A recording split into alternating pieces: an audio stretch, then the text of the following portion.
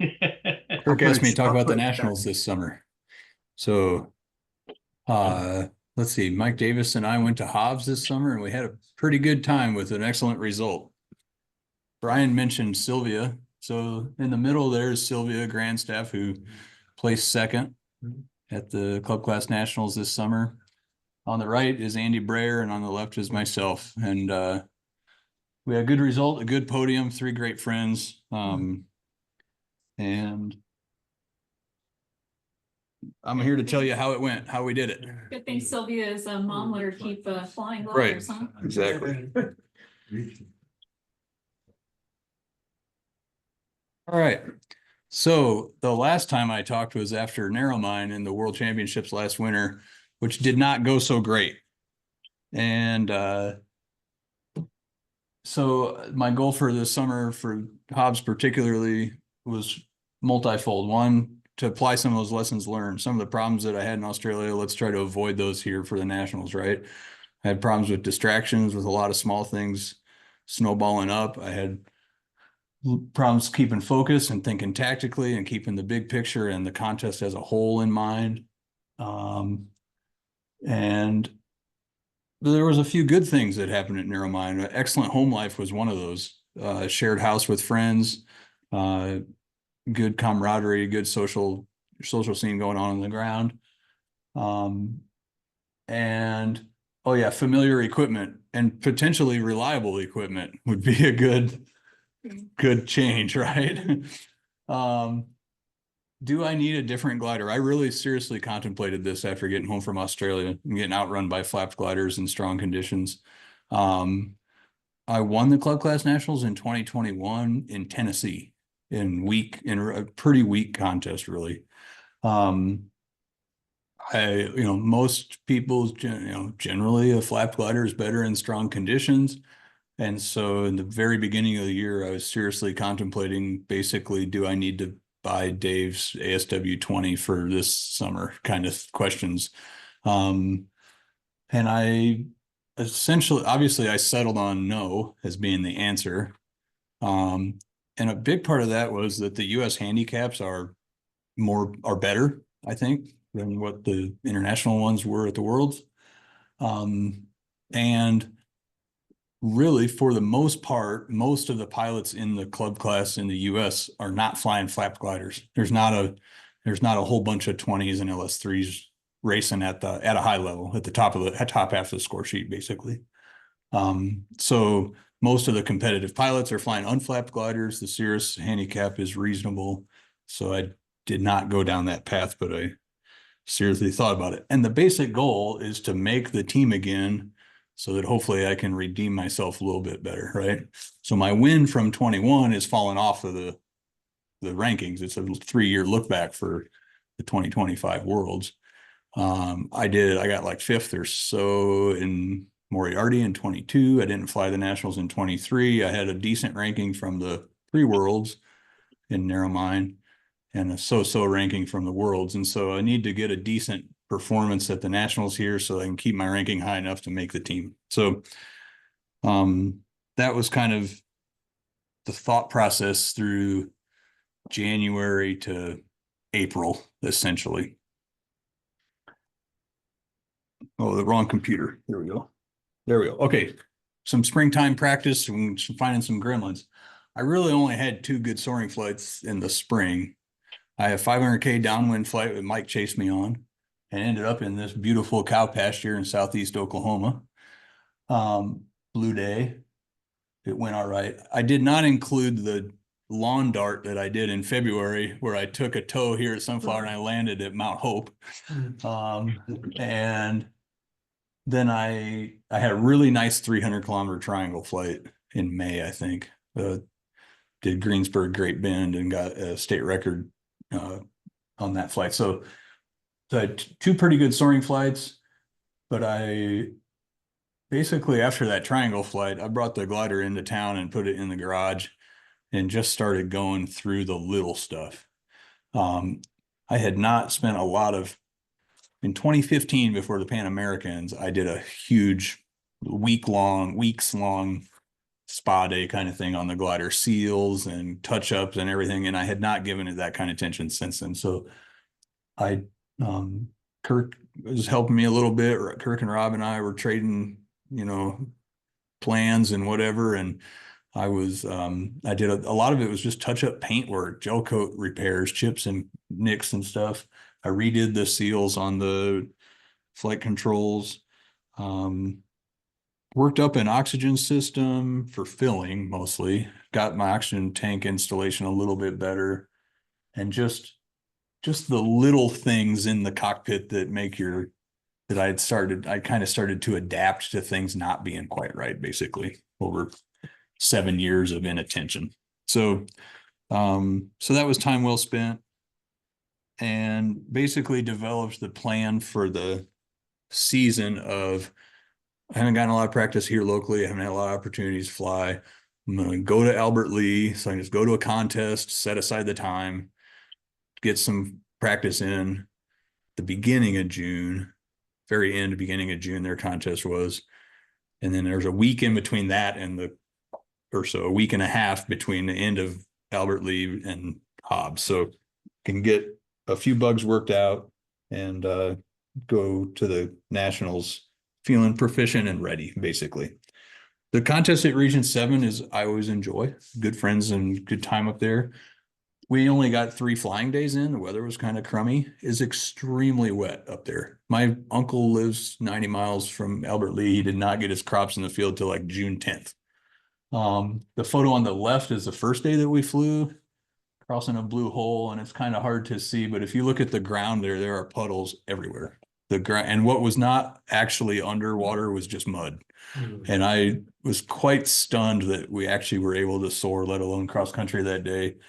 And thank God nobody landed out. And the second day was even more surprising because the Cirrus shelf moved in during the launch and completely shadowed. And there's a photo of me climbing through 4,000 feet at 2 knots under complete overcast. Wow. And there were a handful of land outs, but quite a few finishers actually that day. But we were rewarded with the photo on the right, which was a classic Minnesota post frontal soaring day. And we had a really booming day to finish off the contest. But in the meantime, I was camped out with my glider and I was just keeping things cool and calm and getting a little work done here and there and kind of trying to just get in the zone competition wise. So then I was in Minnesota, and then the week between Albert Lee and Hobbs, my parents were going on vacation. My grandmother is at home on hospice care. And so I was only an hour and a half away anyways. So I spent that next week at home helping take care of my grandma. It worked out perfectly though, that my dad has a 3-car wide, well, my parents have a 3-car wide garage, which fits the glider and the wing and one wing in quite nicely. So they weren't home, so I pulled their cars out of the garage, put the glider in the garage, and grandma's schedule worked out well where she's, breakfast, 4 hours later, lunch, 4 hours later. She's on a 4-hour schedule, which worked out pretty well for go out, do a little gel coat work, come in, help her out, go back, it'd be cured, do a little sanding, come back, And so I set up, I got diagonal. One of the biggest things was after Albert Lee, I had a huge amount of gel coat chipping off the left air brake. That after I landed at Albert Lee, I had a bunch of cracked gel coat on the left air brake, and I just started kind of flipping it until there was none left, and that was the result in the top left. There's a massive amount of debonding, and so I kind of show the 3 pictures sort of showing that process along with I found a heat lamp in my dad's attic and set up with a couple ladders, a curing station, I guess you might say, to help speed it along. That's my uncle in the top right helping load the fuselage at the end of the week in my parents' driveway. Like I said, a bunch of tuning work through the spring. I also upgraded my tail dolly, which made me feel a lot better because the old tail dolly was what came with the glider in 1971 or 2. And it was the style that lifts the whole glider up, wrenching on the wheel. And I just always thought about someday that fiberglass that those bolts that are going through that's 50 years old might decide to take a break, and when it does, it's going to take the rudder out of my glider. Then we saw that happen in your. Yeah, I've seen all kinds of disasters with tow gear. None of it's perfect, but I went with the IMI style that we use on the Grove, which I think is pretty good. And that was the glider's gift for the spring, I guess.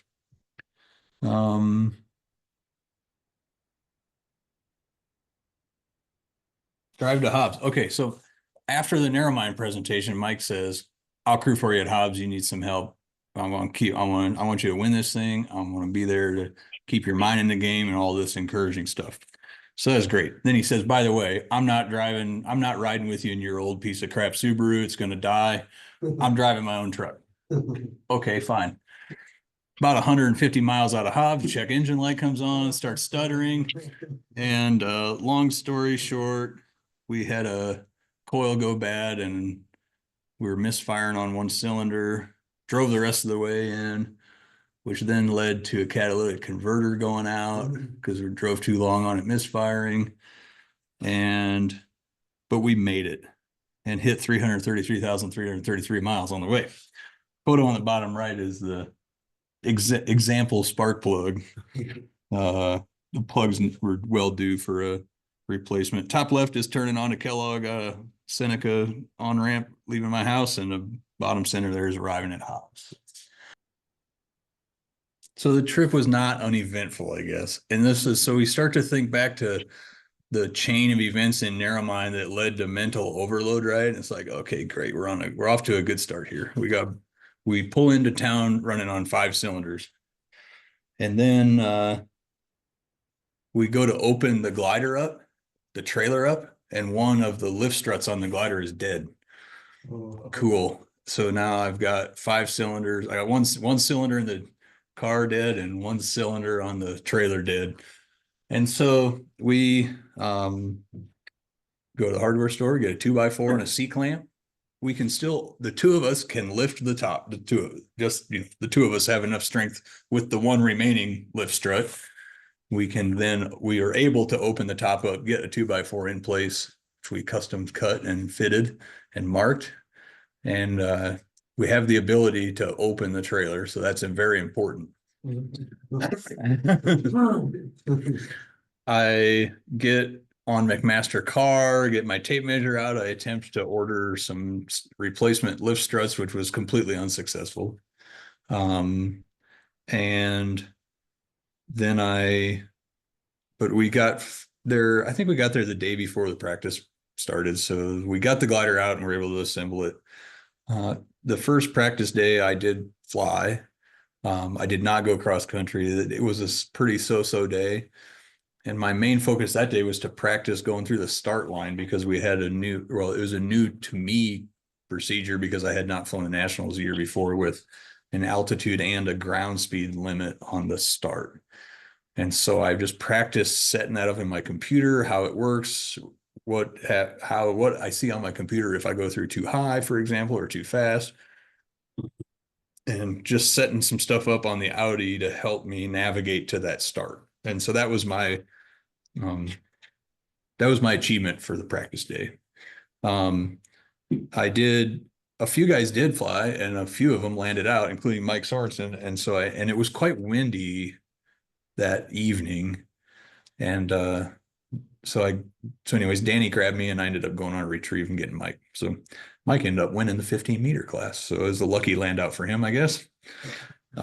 We got weighed, which was a little controversial because they weighed us on the runway in a 20-mile-an-hour wind. And then they said they're going to use that as our handicap weight. And I was like, and everyone's like, they're like, well, we set you up crosswind. And I'm just like, anyways, it was another one of those things that like old Tony would get like really wound up mad about. And I was just like, okay, John, just so you know, none of us believe our weights, but if that's what you're going to do, you're the boss, We subjected ourselves to the whims of the CD when we signed up for the contest, and it's your decision. So on the second practice day, I did not fly. It was a classic like 105-degree day, and I spent a good portion of it laying in the driveway under the car ended up changing out 2 coils and spark plugs but got the car running so that I now have a car that runs on all 6 and a trailer I can open. And those are 2 important things to have if you're going to soar cross country. It was supposed to rain the next day. So then we put the glider in the trailer, which was really good because then we knew we can do it. And just the 2 of us, so it's very important so that I knew that if I do have to land away, we can deal with this, right? So I didn't break anything. There was 1 gear up landing during the practice period, I think. And so, which was unfortunate.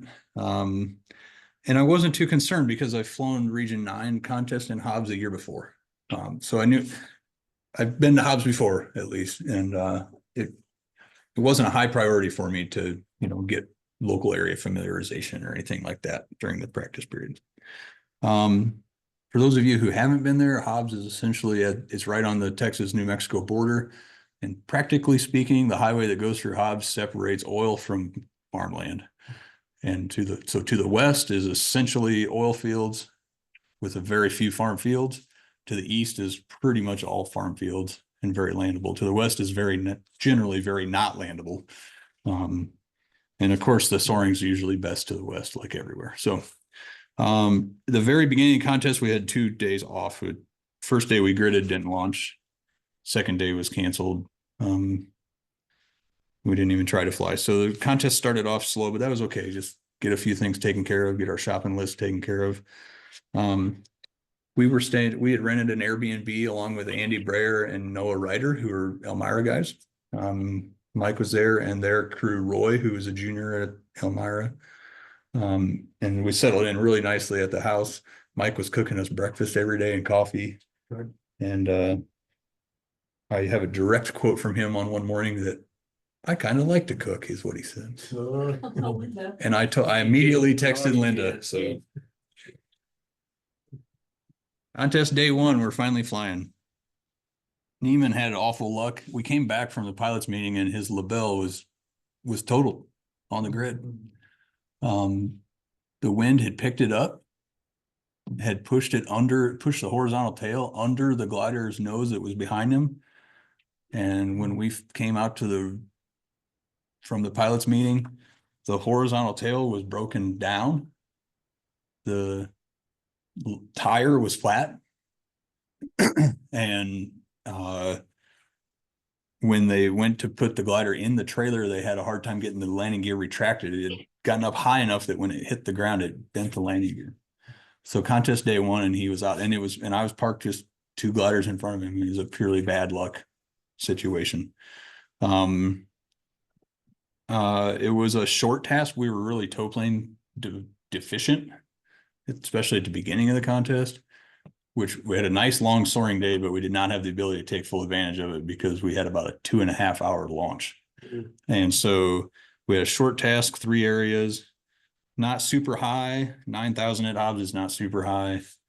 This is just out to the east over farmland.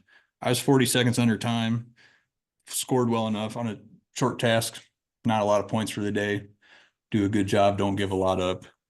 4th for the day. I rode in 2nd there because Chris Goff and Marco Reimakers were in 2nd and 3rd, and Chris is Canadian and Marco is Canadian/Dutch. And so in terms of US national champion, I only had 1 American in front of me, I guess. But that's a nice photo from day 1, climbing at about 5 knots, probably on the edge of Hobbs. Day 2, another 3 hour. Now we had a 3-hour task, 3 turn areas. Actual achieved altitude slightly under the forecast again. I think we went northeast first and then south, and I did a long time running with Jacob and his Discus A. Jacob Fairbairn, if any of you have ever met, he makes Brian look kind of like a big guy. And he's except for the mustache. Yeah, right. He has a Discus A that he has to add cushions to because he's too little for it. And he and I ran really well together. Now I'm at or slightly above reference weight in the Cirrus. He's well below reference weight in the discus. And my after a few times of this happening, I told Jacob he needs to add some fixed ballast to that discus to make it go, because he's so light that he's essentially gliding the same as I am in the Cirrus. And he's not out. We all climb the same, and so he's but handicap wise, he needs to go faster than me. But we had a good time together. He zigged and I zagged right before Denver City, and he got this great climb down under this beautiful cloud, and I ended up scratching down in the weeds and was pretty happy to end up, I think, with a third place for the day. And I'm fourth overall, but only 23 points out. And what really matters is the percentage of winner score for team ranking. And so good spot through day 1 and 2. Haven't made any massive mistakes. There's a smiling Mike enjoying the air conditioning, and Sylvia and I were next to each other on the grid, so we hung out a lot in the bottom right.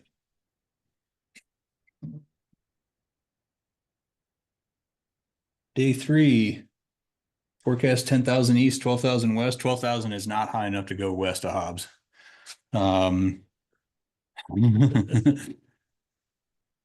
There was forecast to be Q to the northeast, though, so the task went to Littlefield, Texas first, to the northeast, to get to the Q field. So we're like, go out in the blue, make a run from Littlefield Muleshoe in the Q, and then come home in the blue, basically, was the idea. It was an assigned task. So we're all, which is nice, because then you're all on the same line going through the blue together. And I spent 2 hours running with Andy Breyer in his ASW 20 that day, and boy, that made me feel really good.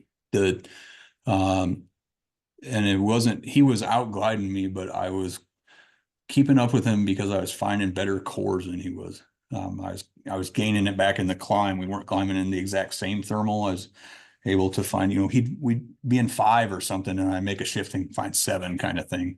And but it worked out really good from a standpoint of, it's good for points. It's good psychologically for me on 2 fronts, good for my psychology that I'm keeping up on, and not so good for his. I got to go back to Littlefield, which is cool. I flew my gold altitude flight there in the Cherokee back in like 2012 or something. 2011. It was before we built the house. So that was a Labor Day trip years ago. Tied for second for the day. Apparently Chris Goff won the day. And I'm only 7 points out of the lead, but I'm in 4th overall. So the top of the score sheet is just like, everything's identical basically. And the photo there is Andy off my right wing. I made sure to get one of him under me. So.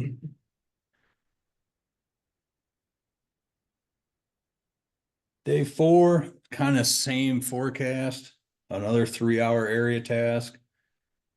There was Q. I think the first turn area was to the southeast, I remember, maybe Andrews, and then we went north, and then it was just blue and to the northeast, and then back west, and then back to Hobbs. And all the classes were on basically the same task, and so the 15 meter and 18 meter classes started behind us and then caught up to us. And so in the blue, especially on the westbound leg particularly, but going northeast and then west, had a lot of help from the faster gliders basically as they were passing us. Second for the day, still second overall. 24 points, not bad. Mike was always wearing some KU stuff on the grid. And Mike Westbrook down there in the bottom right came over to visit that day. And so Mike was my teammate, of course, in Narromine. I think he was busy in Gulfstream school or something, and so he couldn't fly the nationals this summer.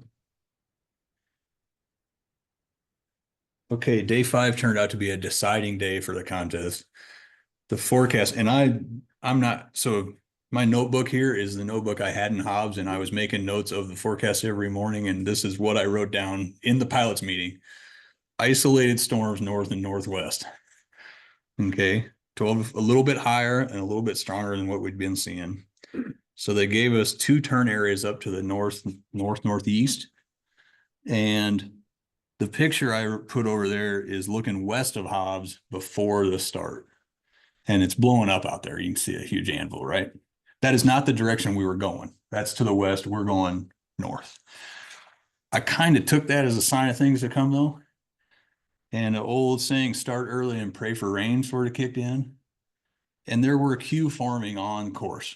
And so I was like, there's storms building. There's a forecast for storms. There's queue forming on course. I can think of no reason to wait particularly. And so I started, and I looked at the score sheet, and I started like 20 minutes before the rest of the club class did. I started really early, and was kind of all alone basically out there. And I was just following the clouds to get to wherever they took me in that first area, and it ended up being the very southern tangent. So generally the expectation was to be better to the west. You know, if I would have drawn out an ideal course, I would have just stayed to the west side of the first area and then went deep in the second one and come home a little further west, but that's where the clouds took me. What happened was that the entire leg home developed into giant thunderstorms. And Tyler Byron and I, Tyler is a junior with the club in Tucson, ended up together and came around the east side of the storms through the shadow. Everybody else ended up going around the west side of the storms, and all of them except Sylvia landed out. That's the short story of what happened. 3 finishers out of 17 pilots. Sylvia ended up beating me by 2 points that day. Don't care. Happy to be home. All of us were, the 3 of us who made it home were very happy to be home. Points were kind of irrelevant. But it did put me up into the lead in the contest. So you hear it talked about all the time, but a contest boils down to, 6, 7, 8 days of flying, like 2 or 3 key moments kind of thing, right? The trick, of course, that keeps us all coming back is trying to figure out if it's one of those moments and what the right decision is to make, right? So I have a video, I think, to show on this, or let me see here. Okay, a few more photos. Day 5 chaos. Good. Okay, so the top left photo is my view coming out of the second area, looking straight at Hobbs. And there's a towering cumulus cloud with an anvil top and rain coming out of the bottom of it, right? To the left is cumulus clouds arcing around the edge of the system, you might say, and places to land. To the right, to my view, is there's no way to get behind that storm anyways, and essentially nowhere to land, right? Or not endless places to land, right? Very limited. Most of the ground looks like the bottom left picture. If you tried to go around the right of the storm. Yeah. So that picture I took going around to the left of the storm, actually looking towards the storm though. So to my left is like farm fields to infinity. Yeah. And on the other side of that rain is the rest of the club class. So and the ground looks like above the road. Yeah. There's like a circle every now and then nothing. Well, as I start to glide in the top left picture, all those guys were in the vicinity. Most of them had cut the first turn and kind of leapfrogged me a little bit. They're 20 minutes behind me on time, but we're in about the same location. And so I start heading home, and all of a sudden my traffic display is like blank. And I'm like, where did they all go? And suddenly I'm like, you start to think like, do I have the wrong task in? Am I a complete idiot? Like, what do they see that I don't? And I keep on zooming out, and finally I find them, and I'm like, oh my God, they're going around the west side of that. Like, there's 2 airports over there, and that's it. So anyways, that was my view coming south on the east side of the rain. But on the other side of that rain is the rest of the club class. And then the top center picture is photo I took after landing. And that was about the time I looked at the radar and said, Mike, we got to get this glider in the box now. And so we quickly de-rigged the Cirrus. I helped Noah Ryder quickly put his 29 in the box. And I helped Sylvia tie her discus down very well. And then it started downpour at the airport. I went on a retrieve. Neiman So Neiman's glider wrecked on day 1. On day 2, he drives a Alamogordo and gets John Bird's LaBelle. And so on day 3, he's now flying John Bird's LaBelle for the rest of the contest. And he lands out. Bottom center is Ellie and their new baby. She's a trooper. She wasn't super excited that he landed out, but she came along with me. The top right is him in the field where I found him. It is a chilly field and it's a circle and it was deep furrows and it really is not a good place to land. And I kind of asked him, like, what are you doing landing across the furrows and all this stuff? And he said, when he got down to about 500 feet, the outflow from that storm hit him and he had to turn into the wind. And that was where he ended up. It was not really a choice, not exactly where he meant to land in that field. Okay. So Neiman, Ellie, and I are out there in the dark, and the 3 of us with her carrying a baby we take tail off. We cannot drive into their field. It had rained. It's mud. And we took the wings and the tail off one at a time and walked them out to the edge, maybe 100 yards. And in the meantime, most people landed at, and a lot of people landed at Andrews Airport, I think, or not Andrews, Lovington to the north. And other people were in fields, but they couldn't get out of their fields. Andy Brayer particularly was bogged in the mud. They brought in like bigger 4x4s that just got bogged more, and they gave up on him. They came over to us. And the bottom right picture is in Soaring Magazine, I think last month or month before, of us carrying the fuselage out. So that was Neiman's crazy retrieve. There was another gear up landing in the 18-meter class as those guys all got through the weather and finished in a big blob. And the pilot got distracted by all the traffic, had put the gear down earlier, retracted it, landed. Brand new glider that was going to be flying, that Sean Fiddler was supposed to and did fly in Uvalde. And so as soon as he finished sliding to a stop and then got the glider back on its gear and back in the trailer, he headed to Williams, California to get it fixed so that the glider would be fixed in time for the World Championships. Sean Murphy, who was our other pilot in the 18-meter class, landed out and hit an antelope. Oh, man. Oh, Oh, look. And that was his crew who picked him up, verified that actually was what happened. It's not a made up story, and wrecked his glider. And so both of our 18-meter pilots on this day now have glider problems for the Worlds.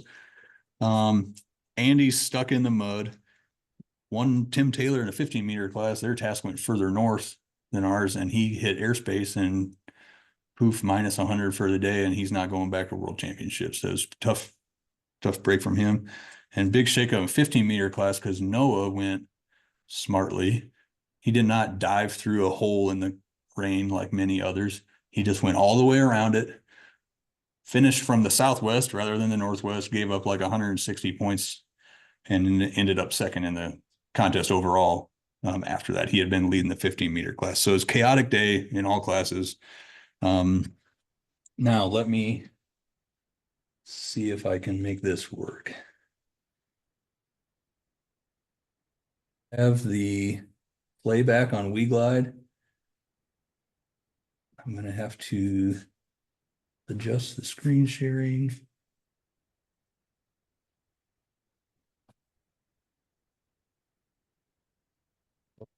Do Kirk? Or what did it? I don't know. Just unplug it and plug it back in. I see it on your computer. Yep. Okay, good.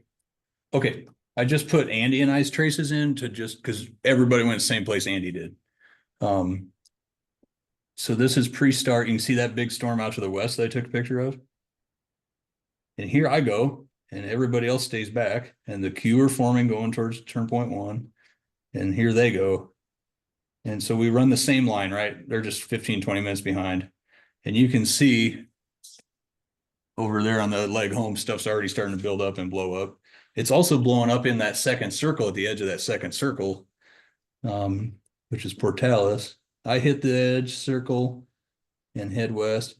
And then here, we all had a really good run under this edge of that little cell that's up there between the circles right now.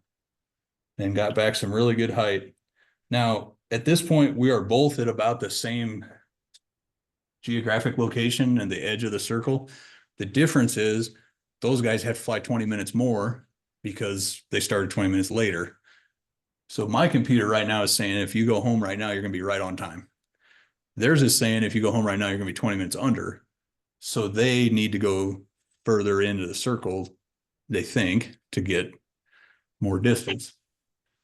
And so that puts them further west where they can see that the queue out to the west of this thing are actually really nice. And here I am. That's when I took that picture heading towards it. And all those queue that were going to the left are evaporating. And it's me and Tyler Byron, wingtip to wingtip. And I'm going into the shadow. What happened was they were not able to quite get high enough to shift far enough west to get to the really good stuff. And they ended up kind of in the aftermath of the storm and the dead air behind it. Meanwhile, Tyler and I think it was this climb right here. A few days earlier, Tyler had been ahead of me in a little bit, and I caught a climb, and he did a U-turn and came back to me, which I thought, I wouldn't have done that. Backtrack a mile. But he caught one. We were in the opposite position here this time. The difference was it wasn't a Q-field sky and beautiful. And he caught one a little bit off to my right and behind me. And I thank you. And we got that climb there. And then another one. And then a long glide. This haul here is all at best L over D speed. And at this point, I can hear people on the radio occasionally on the other side of the thing. They're talking about landing at different airports or whatever. And I wasn't sure that this thing wasn't going to completely cut us off from getting to Hobbs. And I was just thinking about staying out to the east, getting through the shadow, get to the queue, stay. And there's airports out there to the east and to the southeast of Hobbs I could land at. And I know I'll be getting at least as much, I'll be getting more distance than what they're getting over there landing out. And I know I got fields I can land in over there. So long best L over D glide, kind of get to the other edge of the shadow, get a very weak climb, 1 or 2 knots. Very happy for that. And Tyler and I are just happily climbing essentially until we're high enough to glide to Hobbs. And the last 10 miles are still in sunshine with cumulus clouds, and it was working really good still there when we had a really good, easy final glide in from there. Meanwhile, right about here is when Andy's on the radio saying he's going to land out, and then I hear him call that he's landed, that he's safe, which I'm glad for. But I also know that that was a defining moment in the contest, and that, the leader has landed out. I'm on final glide to finish, kind of thing. And then right as I finish, I hear Sylvia call 4 miles, and I was glad to hear that too. So she was the only club class glider that went west that finished, and she had a harrowing glide basically between range shafts to do it. She was not proud of it. That's the playback. Having the satellite view, I think, really shows. And then this is the video I took of the last climb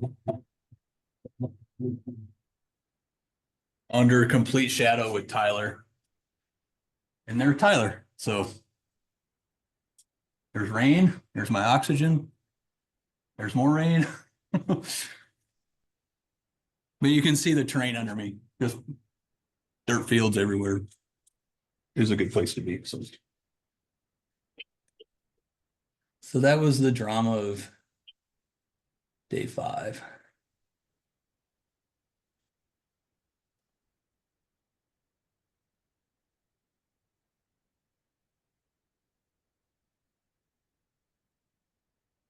Okay, leading up to day 5, there had been a few rumblings, oh, they're going to call a rest day. We got to don't let them do that kind of thing, because we started off with 2 days off. Nobody really complained that they called the next day off. We had a lot of chaos going on, a lot of stress. We literally had gliders still sitting in fields the next morning, that's in the bottom left is Andy's ASW 20 trailer. We went back the next morning. The ground is completely dried out now, and we very easily pulled the trailer out. trailer is completely covered in mud, glider is completely covered in mud.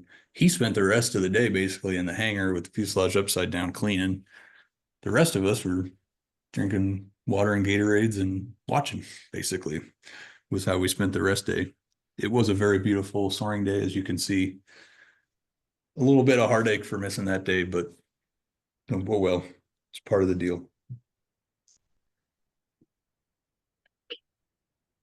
That was, I mean, that's another advantage to making it back is you don't, the work that comes with the retrieve and that snowballs, things are snowballing, you know, for people here. Day 6, the weather's a little bit better. We get an assigned task up to the northeast of Morton, down to Andrews and back. But I put the picture there. You can see the second turn point down there, which is Andrews. A big shield of cirrus, which was forecast, moved in and blocked it as we were coming in there. And the later you were, the worse it was, because the further then you had a longer glide in and a longer glide out to get there. Andy is the one in the red. He got there a little ahead of me. You can see how this basically right here is the last turn point. He was able to do more or less a straight line towards it. I had to deviate to the right. Your brother Ron was about 12 minutes behind me. He had to basically go straight back to the north and do a 90-degree deviation to get back to the clouds. So, Eamon in the LaBelle was not able to get out of there. And after his last experience with retrieves, he pretty wisely turned back, landed at the airport at Andrews, and got an arrow tow retrieve home. No more trailer retrieves for Ellie. So I managed to win the day. So the flight went well. And I had been, after day 5, I was in the lead by about 100 points, and I stretched it out to 180. So now we're going into the last day. Best day, really, of the contest, as far as forecast, up to 15,000 feet. We didn't really get to 15, but it was good and it was strong. At the pilots meeting, they had this, they're like, okay, there's a rule that says they can close the start gate. They can set a time to close the start gate. And the way the rule's written, if you start 1 second after that time, you get 0. The start gate's closed. That's at the national level. At the regional level, there's a rule that they can close the start gate, and if you start after that time, you're penalized. So at the morning meeting, they're like, well, we talked to the rules committee and we're going to waive the national rule and we're going to implement the regional rule. And they were thinking about it in terms of making it a softer penalty. They didn't actually, I can tell you, I'm on the rules committee. It's the first I had heard about it. Absolute uproar, protests from, I mean, pilots weren't having it. They're like, you cannot change the rules on the last day. And the only reason was that they wanted us home in time for the banquet. So anyways, it was a 2.5 hour task, 5 turn areas, kind of a loop out to the east and back. It was a very nice, strong day. I was able to line up climbs really well. The whole task area was in nice cumulus clouds. There was some kind of northeast, southwest streeting. So it kind of flew the task as like a parallelogram, where you're able to line a couple of the turn areas up on a line, jump up to the next one, and then like this turn area and the middle one and the next one, you're able to line those up with the wind and run a straight line. And my last climb was before the last area, second to last area, 9 knots, bottom of the top, maxed it out. And I had this beautiful street that was going from where I was through that area and curving to and I was just like, I'm not turning again. And I didn't. And the bottom right picture is my 4-mile call coming in to finish. And if you look at the airspeed indicator and do 110 knots, a real happy photo there. I know I did I know I did plenty well enough. I mean, I know what my speed is. I know there's no way somebody's taking 180 points on me today. I just need to finish and have a good time, right? So went 76.4 miles per hour, which may be the fastest I've ever flown that glider without water. I think I did 80 at Hobbs last year with water. Actually, I mean, there is a point where you're not going to be able to go any faster without having water, and it's got to be real close to that. It's just, you know, a lot of streeting, a lot of, you know, not much circling kind of thing always helps, but ended up first place by about 200 points. So was a very nice way to end the contest. All three classes won the speed trophies that day. So it's like Tim Taylor in 15-meter class, great rebound for him after airspace penalty. Flew his test in like 95 miles an hour this day, got the 15-meter speed trophy. So it was a good day to go home on. And yeah, a little picture on the left is climbing up through 11,000. Takeaways. The top right's kind of our club class gang, more or less. Jacob and Alex and their baby, Roy, Sylvia, Kim and myself, Mike Sorensen, Danny Sorensen, Roy and Mitch. Roy's there with the potato cannon. So that was after landing on the last day. Redemption provides the opportunity for more. It was a very redeeming contest after a tough one in overseas to come home and have a good result and a reminder that I actually can do this, right? So, and a good result means make the team for next year so you can go back to the Worlds and try to improve your standing there. The Cirrus is all right, I've decided. Pretty strong, fairly strong conditions for this contest. And it, even on day 1 through 4, I'm hanging up there at the top of the score sheet. I'm not giving up 50 points a day, 100 points a day kind of stuff because of the glider. And so I had good mindset throughout, great support from Mike, good home life thanks to Mike particularly and his great cooking. Maybe east isn't least, but usually in soaring, west is best and other things. Go west, young man, and all this stuff. In my little speech at the banquet, I remembered in Wind, Sand, and Stars by Saint-Exupéry, he crashed in the desert in northern Africa and didn't know if he had crossed the Nile yet or not. He was lost. And the decision on which way to walk would decide whether he was walking towards water or away from water and towards certain death. And he remembered an airmail pilot friend of his who had crashed in the Andes and had just essentially flipped a coin and started walking east. And it worked for him. So he started walking east and he was rescued and lived. So that was not exactly what was going through my mind in the cockpit on day 5. But so what's next? Sylvia and I got right to work. And so Sylvia and I will be the club class team for next summer. Sylvia placed second in the last 2 club class nationals. She's placed second. So we flew in Region 10 contest in Houston in August to get some quick practice together. We intend to do some Condor work this winter, hoping to fly the seniors in Perry in the spring. The Worlds are in June. And so the available contests in the US to practice in before that is in that time frame. So seniors are like March, Perry's in April. And probably just enter those as guests or whatever so that we can practice our team flying and try to have a good result in Tabor in the Czech Republic next June. So anyways, that's the story of the Nationals. It was a good time. It was a lot of effort, of course, with a good payoff. And appreciate all the support. Mike had great support, of course, being on site, but the club, of course, has supported me in many, many ways over the years to get me to this point, so to speak. So, so thank you, KSA. Right, Mike, do you have anything to add? I have a lot to add. Okay. Oh yeah, Calm down. that's true. That's a song by Taylor Swift. So this was, Know that. yeah. So I did. Actually, I wore this bracelet. I wore this bracelet specifically today for you.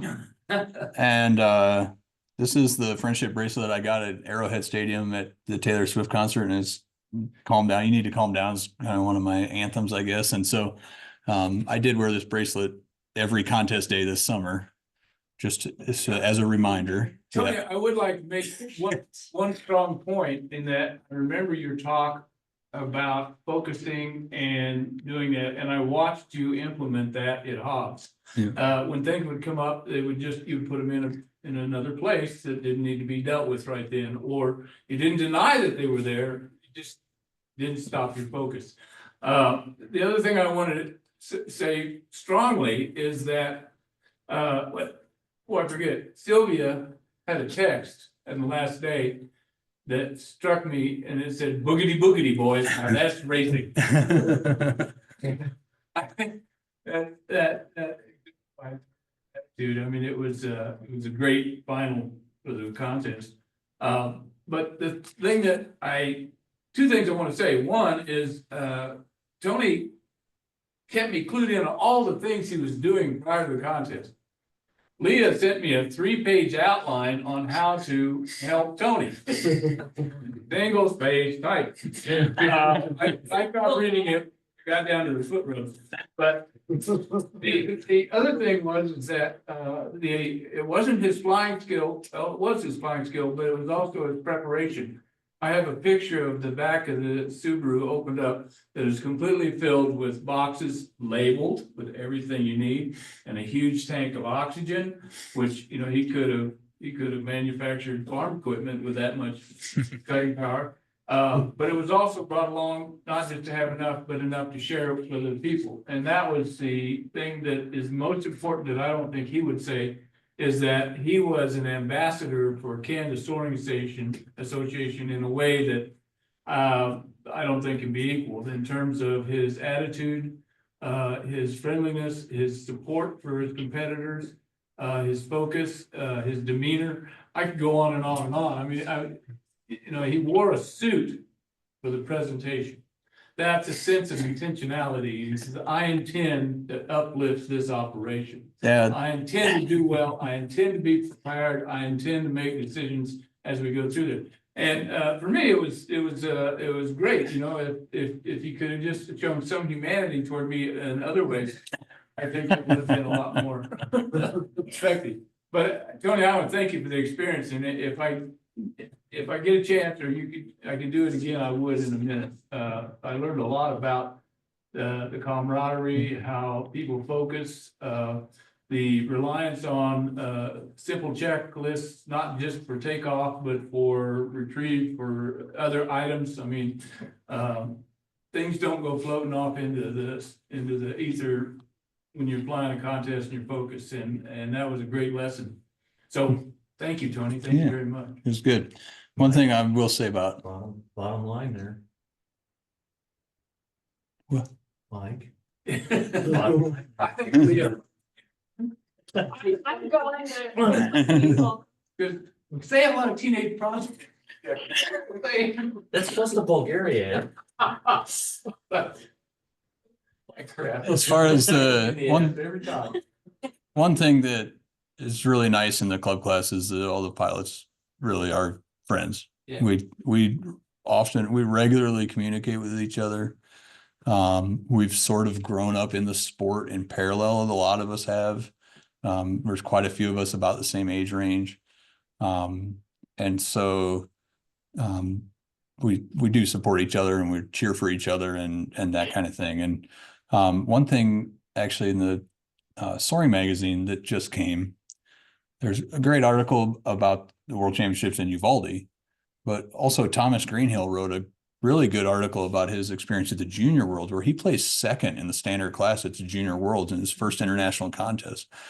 And he was the only U.S. pilot in the standard class, so he didn't have a teammate, but he flew in South Africa last year, and he met the South African pilots, and they decided to team up together. Okay. Well, they can't practice flying together, but they can get to know each other, and they spend an hour a week on the phone, just chatting, getting to know each other, becoming each other's friends.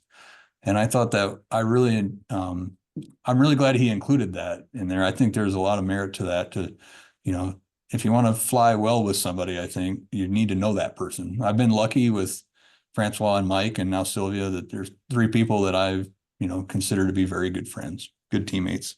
Can I say one thing about that?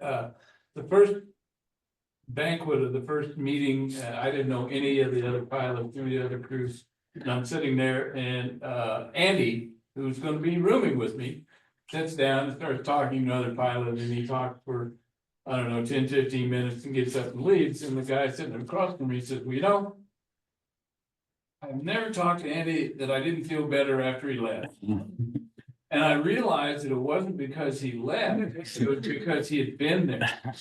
And that was, oh, wow, I mean, that really set the tone for, I asked Tony about halfway through the contest, I mean, you know, if you won the lottery and you could have any glider you wanted, what would you get? And he goes, no, I'm not sure I'd want to leave my friends. Okay. As far as the class, First thing that he came. yeah. As far as the suit goes, I did get a few smart aleck comments walking into the banquet about the suit. You talk about intentionality and planning, right? And a few people are like, oh, you had a plan. And they're like, oh, you were expecting to win, huh? And I was like, well, yeah, that was why I came here. And I'm like, why didn't you bring your suit? Like, it's and it's unfortunately I've got the jacket button up there, but it is my Iowa State tie. I got that one just for Mike. So actually, well, ended up another photo from the banquet ended up in my hometown newspaper. Somebody, I think the local reporter got it off my mom's Facebook page or something. So I made the back page of the hometown newspaper. So anyways, thanks for your patience and listening. If anybody else has any questions or anything to add, I'm happy to.